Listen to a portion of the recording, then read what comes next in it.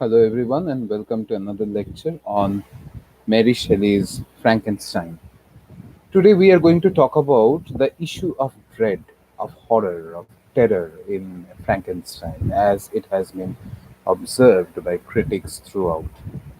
Now, early in Mary Shelley's Frankenstein of the 1831 version, Victor Frankenstein tells Captain Walton, "No human being could have passed a happier childhood than myself.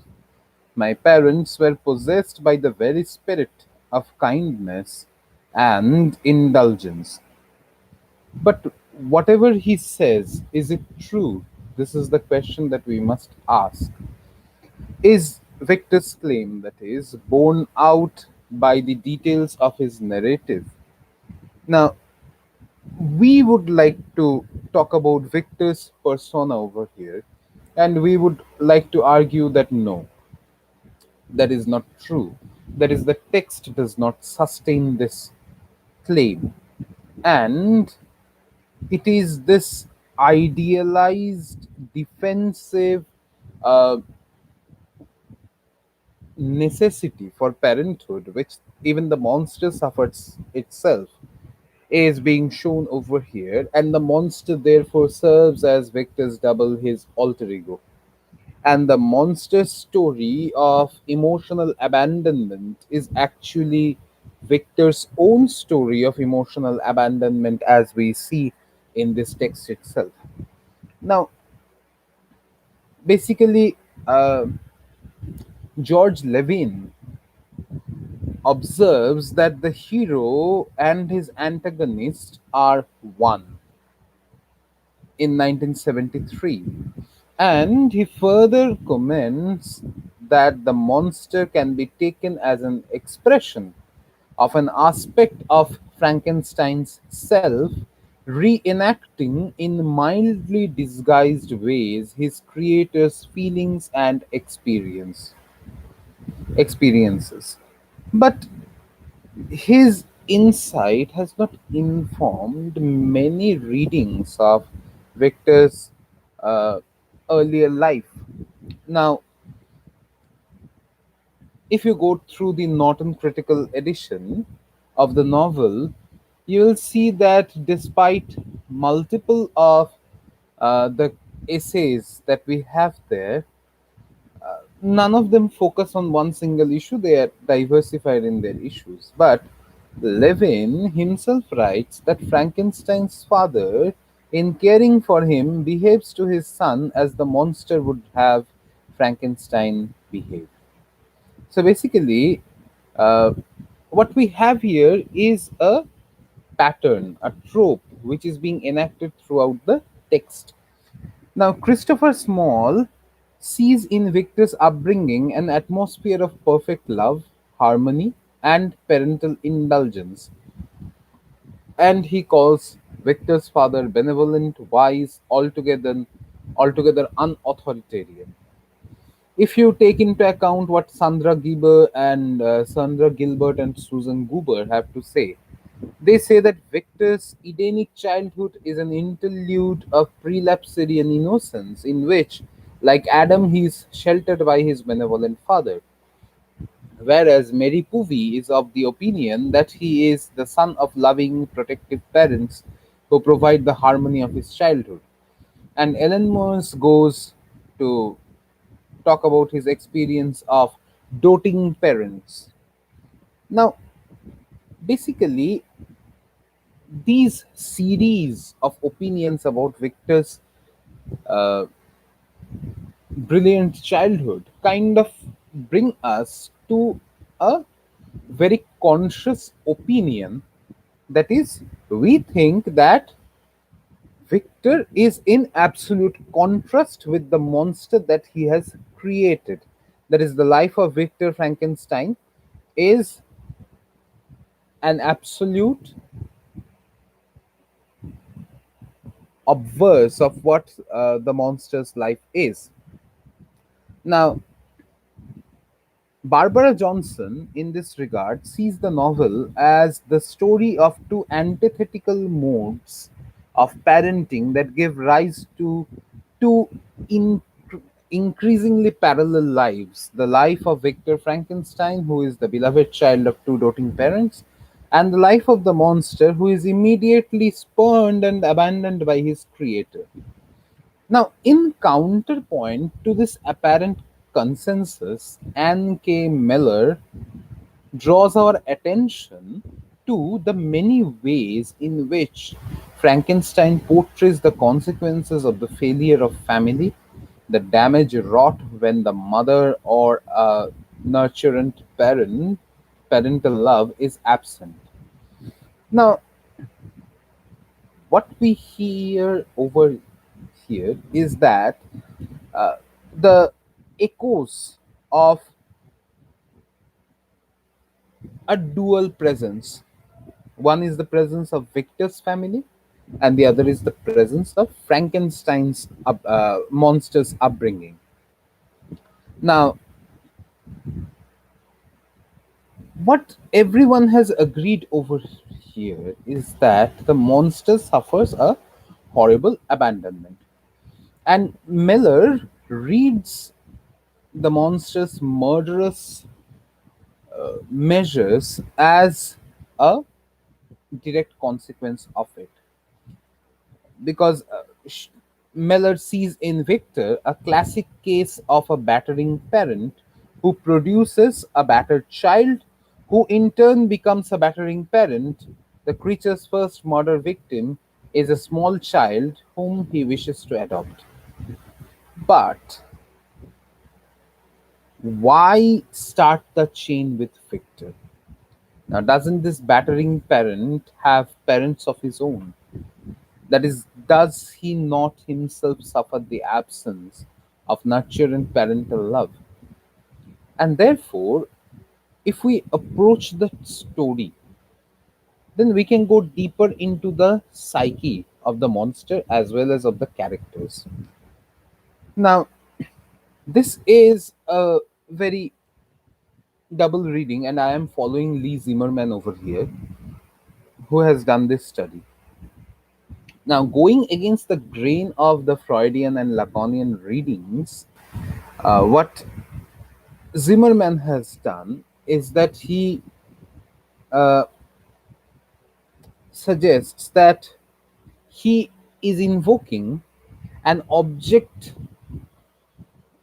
related perspective that explores the centrality of an infant's early experiences with primary caretakers and of the intense feelings of love and hate that, even on the surface, are the main concerns of Frankenstein, according to Zimmerman.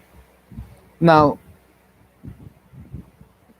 although thinkers like Melanie Klein, who pioneered the notion of the self being constituted by intense early relationships, it was D.W. Winnicott who, following the lead of W.R.D. Fairbairn, stressed how the particular facilitating environment shapes these relationships.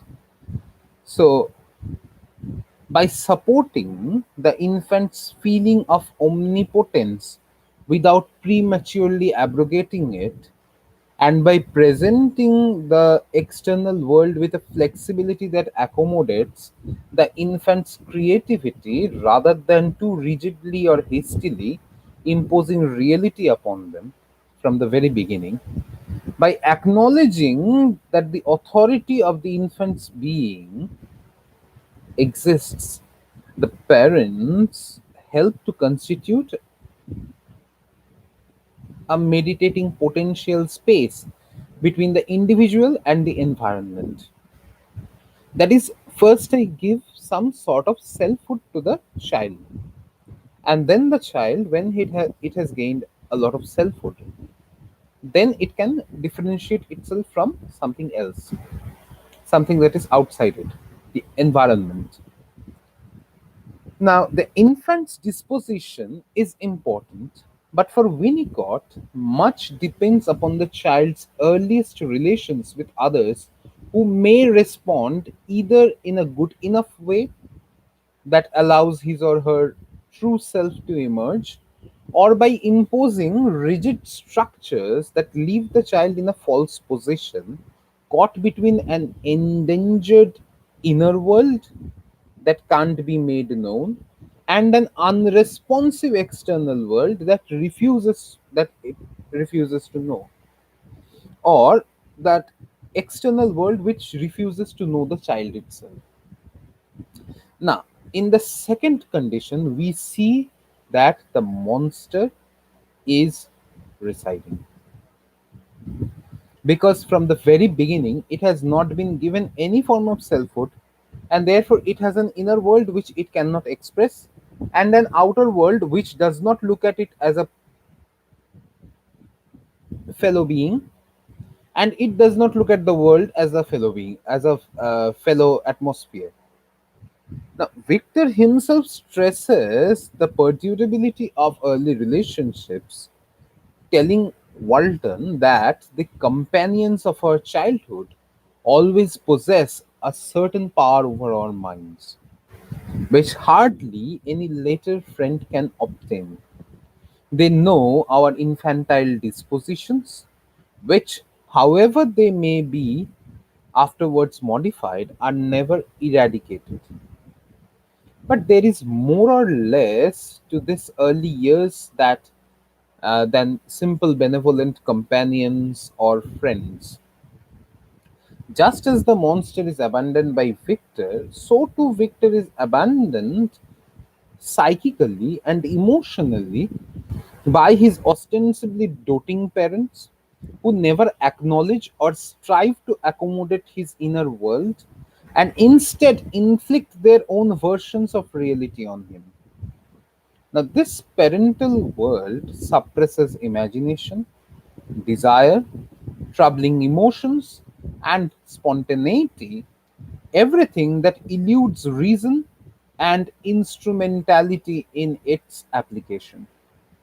Now, Victor introduces his father exclusively as a public man without a private self and defined utterly by his position in the social order. He had passively filled several public situations with honor and reputation. He was respected for indefatigable attention to public uh,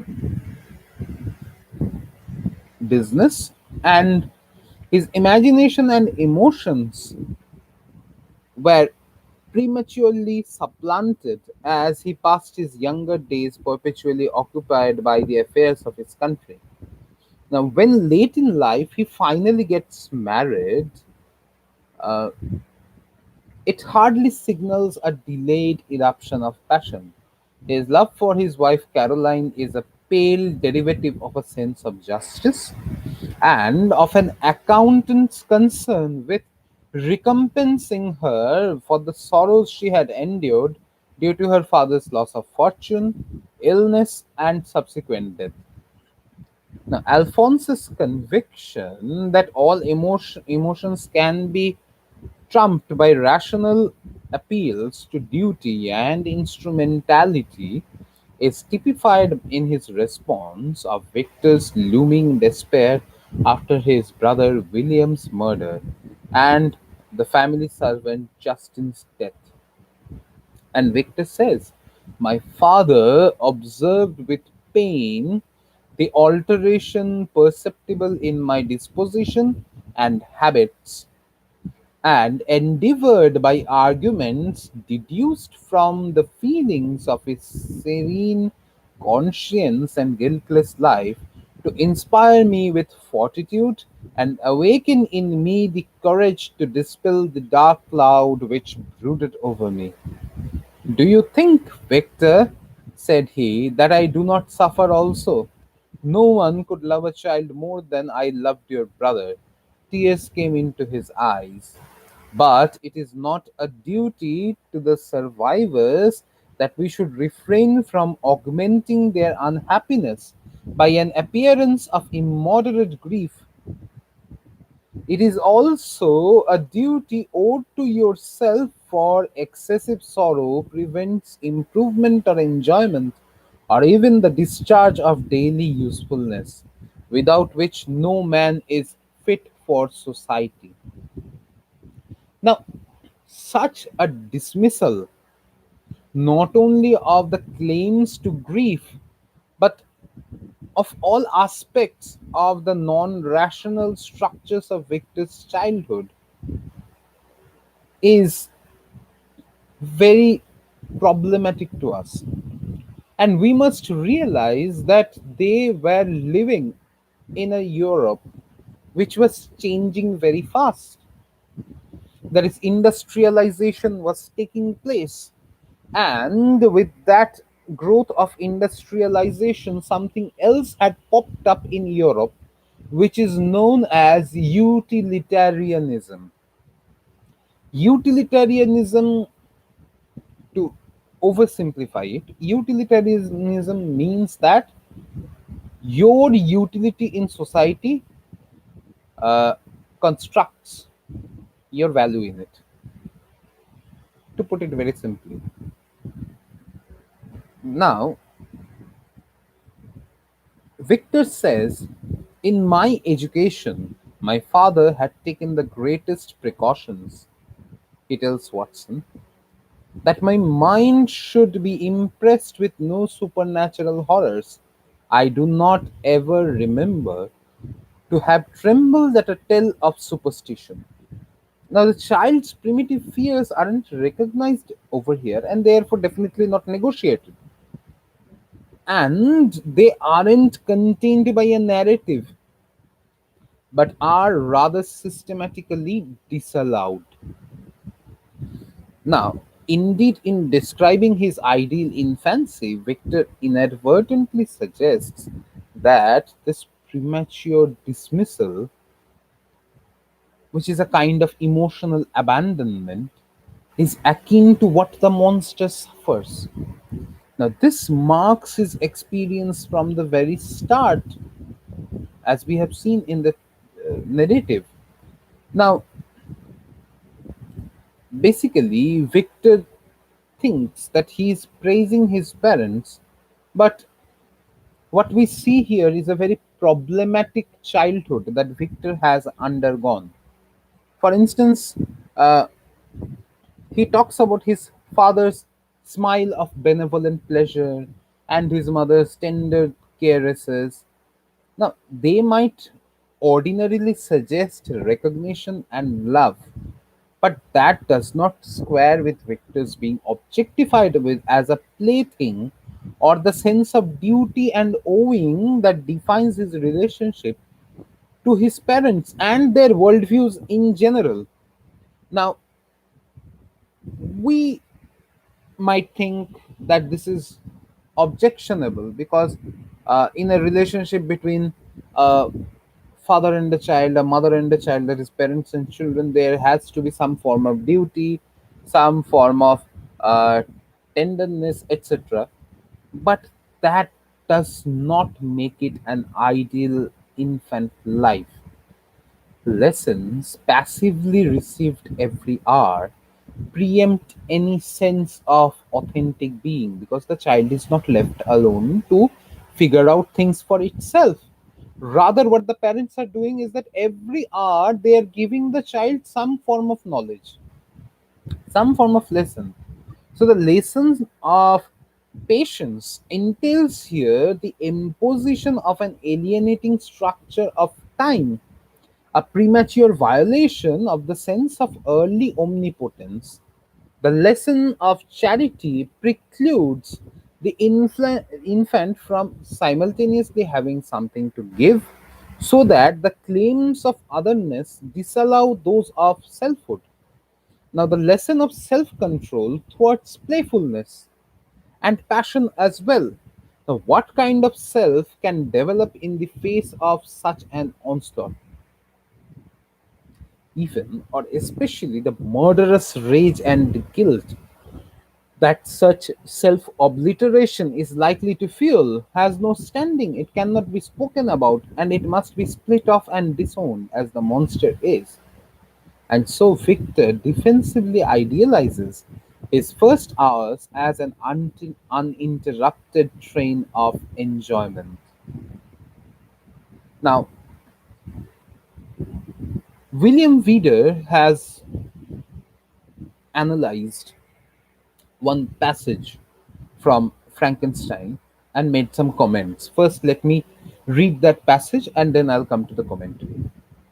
My mother's tender caresses and my father's smile of benevolent pleasure while regarding me are my first recollections. I was their plaything and their idol, and something better, their child, the innocent and helpless creature bestowed on them by heaven, whom to bring up to good, and whose future lot it was in their hands to direct to happiness or misery, according as they fulfilled their duties towards me, with this deep conviction of what they owed towards the being to which they had given life, added to the active spirit of tenderness that animated both, it may be imagined that while during every hour of my infant life I received a lesson of patience, of charity, and of self control, I was so guided by a silken cord that all seemed but one train of enjoyment to me. Now, William Reader's reading of this passage suggests that the way those who share Victor's idealization of childhood disregard the undertone of tyranny involved in it. Actually, Reader tried to defend Alphonse from what he sees as Victor's self justifying attribution of his fate to his father's failures. But while Victor provides copious evidence from which inferences about his father's failures can be drawn, he himself only rarely and mildly breaches those conclusions. And he keeps on insisting, as we have already seen, mostly on his father's goodness and blaming mainly himself.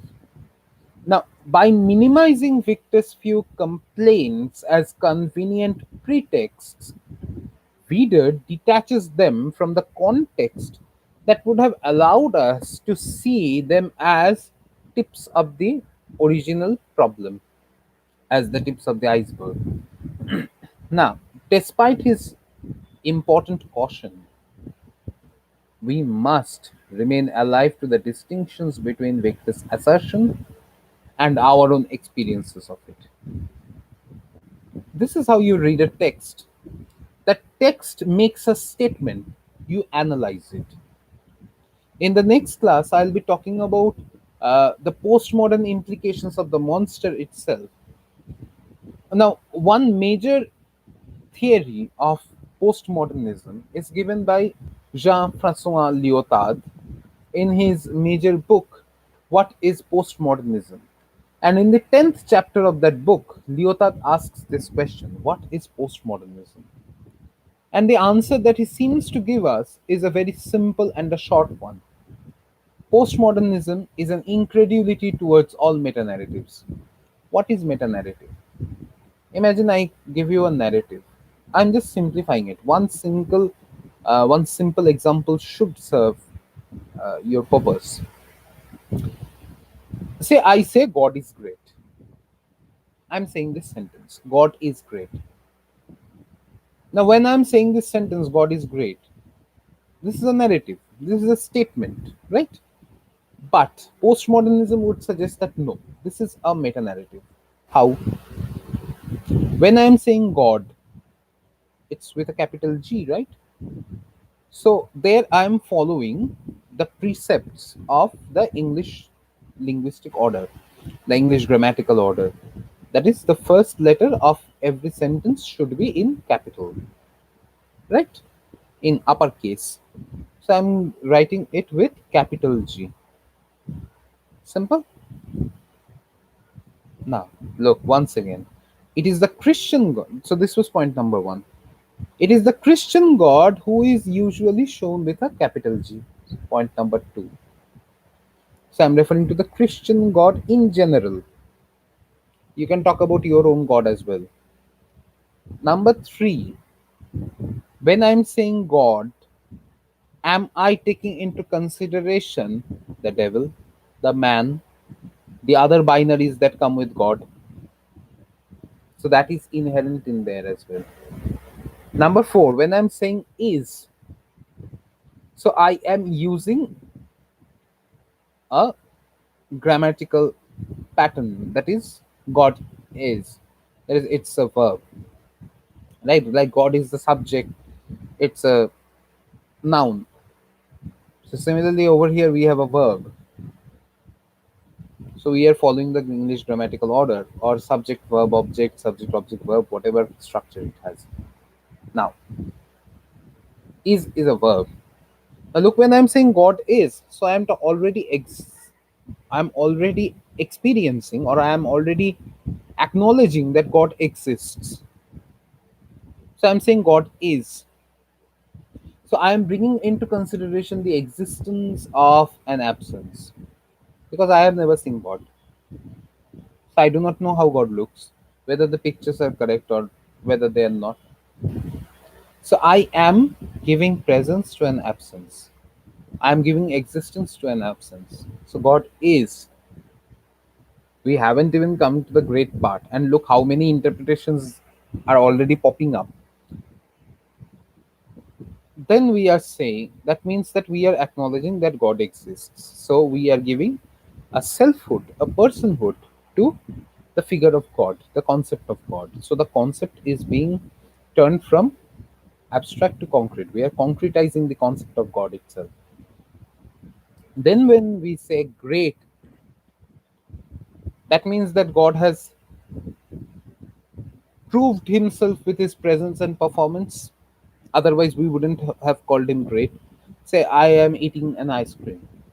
I'm eating ice cream, and I say, oh, this ice cream is great. Say, the chocolate ice cream is great.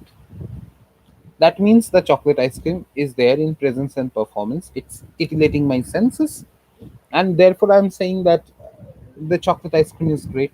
Similarly, God must be there in presence and in performance, so I'm acknowledging that as well. Now, when I'm saying great, say when I say the chocolate ice cream is great, that means that I have a preponderance towards chocolate flavor.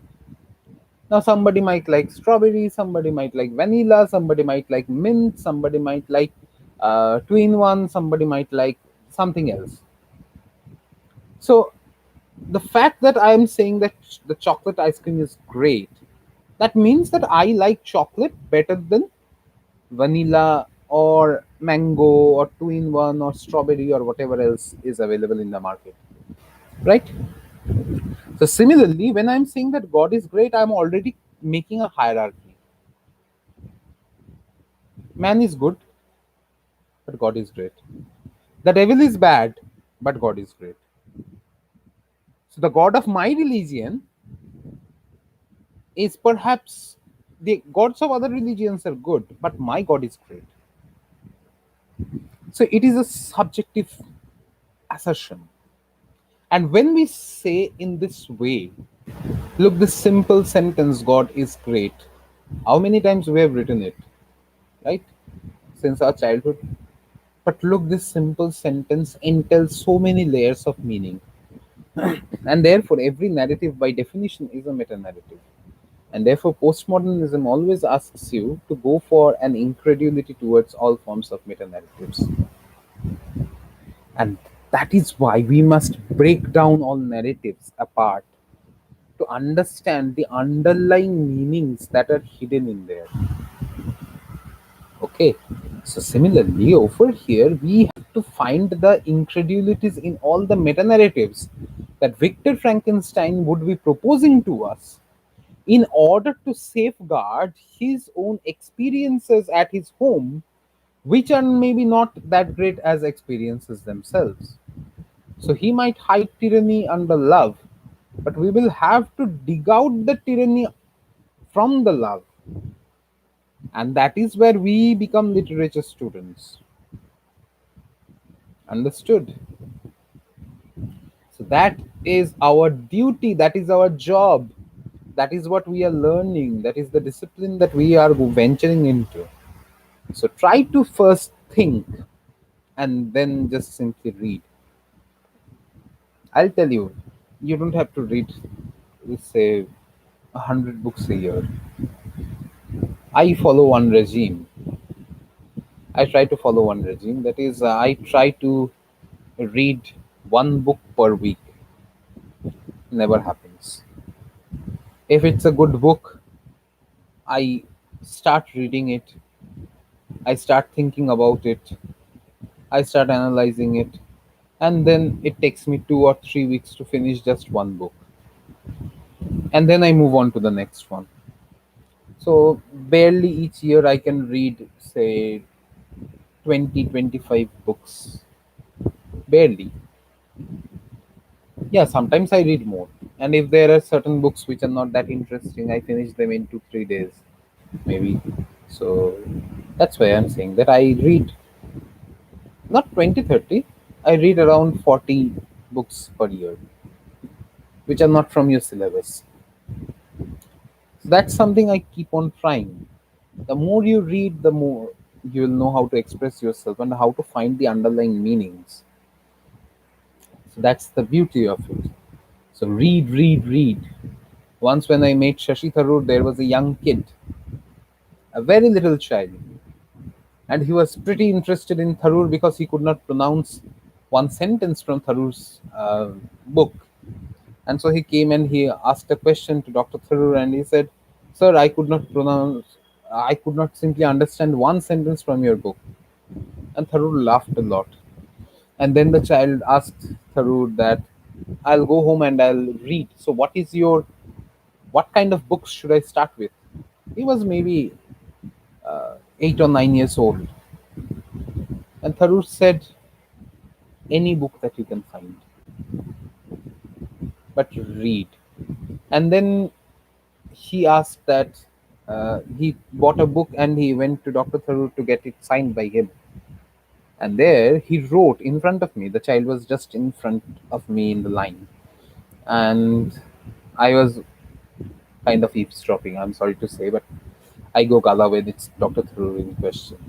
So he wrote that if I could give you a word, it would be read, read, and read some more. That's the thing. Read. All right, that will help you in the long run. Now, therefore, we must understand the differences between what Victor projects uh, between a virtually ideal home and what actually happens under the veneer of the tyranny. Now, if we turn from Victor's generalizing about his parents to the scenes he actually describes, we see that the lessons are being enacted. And the first time we encounter Alphonse in action as a father, and the first time he speaks in the novel, he dismisses young Victor's enthusiasm for an alchemical volume by Cornelius Agrippa. And Wieder has called it a minor mistake. But uh, for Puvi, Alphonse neglects to explain Agrippa's obsolescence, and the episode is simply an accident. While for Miller, he merely failed to monitor sufficiently closely Victor's reading. But what is at stake over here is in this exchange isn't so much of what Victor has read, but how what he has read has affected his entire life and his entire being and his entire state of mind. The book fires his passion and imagination, and he immediately wants to validate his intense experience by making it shareable. And Victor says, "A new light seemed to dawn upon my mind, and bounding with joy, and thus defying the infantile lessons of patience and self control, He says, I communicated my discovery to my father. Now, one thing you will notice, this is very common in all forms of children. If you tell them, don't go there, don't do that, they will be very curious. Why? Why am I not supposed to go there? Why am I not supposed to do this? All right, this is the thing. Coincidentally, yesterday I saw in one of my own old Facebook posts, there was an encounter when I was in maybe third standard or fourth standard, and my father was teaching me history. He has been a history scholar his life, then he chose law and whatever. So he was teaching me history, and he was always very, very fond of memorizing. He still remembers dates, names, what happened, where it happened. If you go to him, he can tell you a lot about history. So I still remember he was teaching me archaeological excavation and its significance in the Indus Valley civilization. We had just heard about it. I was a child of, I don't remember what was my age, but I was in third standard maybe or fourth maximum. And I still remember I couldn't memorize the lines. I still can't memorize anything. I take the gist of the things I understand in my own way, and that's how I tell you. Yeah, sometimes I have something written in front of me. Definitely. Right now, I also have because I can't remember the quotations. So I have it all written over here in point form. But usually, I don't memorize stuff. I just read from my own experience, own understanding. And I still remember he slapped me real hard because I couldn't remember the exact lines of the book. And a few years ago, when I was doing my MPhil, we were being taught Foucault, Michel Foucault. And there I was talking about Foucault's notions of legality, of Foucault's notions of how crime, punishment, etc. function, and without even consulting a book, because I had just finished Discipline and Punish, and I was very excited about it. And I was talking to my father. One day we had nothing to do, so I was just talking to him, and we don't often have many subjects to discuss, so we often talk about weird, weird things. So, whatever. So I was telling him about my own experience, and after listening for a few moments, he started saying that no, this is not right, this is how it happens. And I said, yes, this is how it happens, and then this, and this happens, but this is why it shouldn't happen according to Foucault.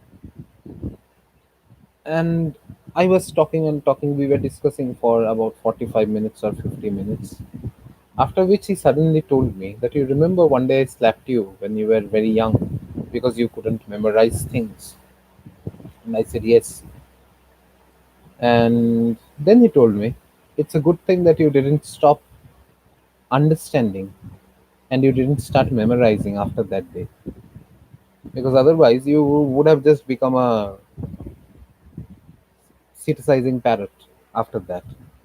You wouldn't have been able to understand things the way you do right now if you had stopped.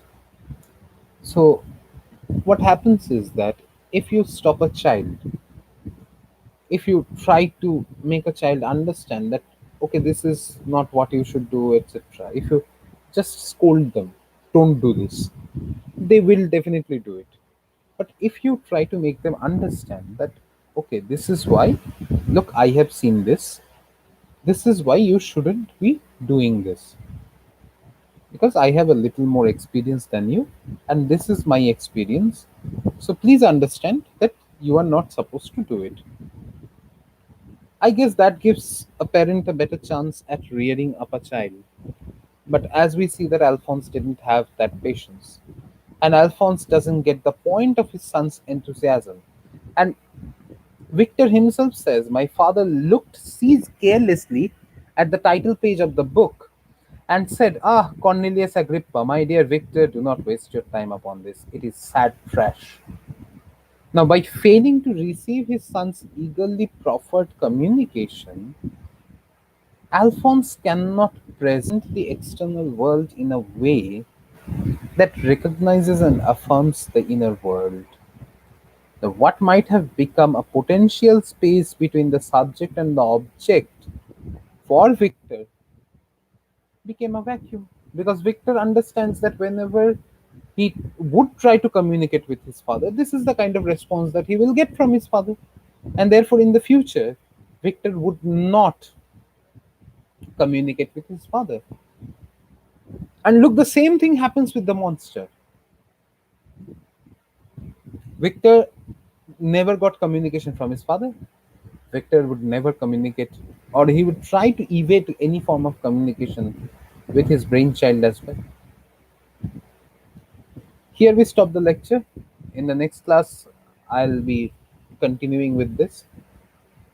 So it was a very interesting lecture for me because I got to share a lot with you. Since the online education has begun, I have hardly got any chance to communicate with you beyond the text. And it feels good that sometimes I get to talk about myself, sometimes I get to learn about yourself from this podium beyond the screen. So hope to see you next time. Have a good day. Thank you.